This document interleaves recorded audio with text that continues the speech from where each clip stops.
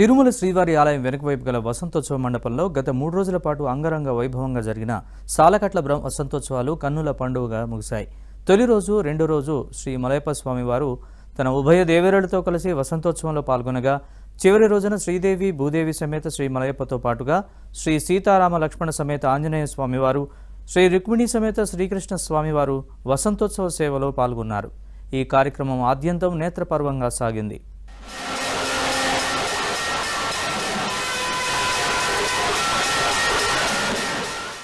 మధ్యాహ్నం 2 గంటల నుంచి 4 గంటల వరకు స్వామి అమ్మవార్ల ఉత్సవాలకు స్నపన తిరుమంజనం వైభవంగా నిర్వహించారు. ఇందులో పాలు, పెరుగు, తేనె, కొబ్బరి నీళ్లు, పసుపు, చందనంతో అభిషేకం చేశారు. ఒకే వేదికపై సమస్త మూలవరులను దర్శించిన భక్తులు తన్మయత్వంతో పులకించిపోయారు. అదేవిధంగా ప్రతి నెల పౌర్ణమి నాడు తిరుమలలో నిర్వహించే గరుడ సేవను వార్షిక వసంతోత్సవాల కారణంగా టీటీడీ రద్దు చేసింది.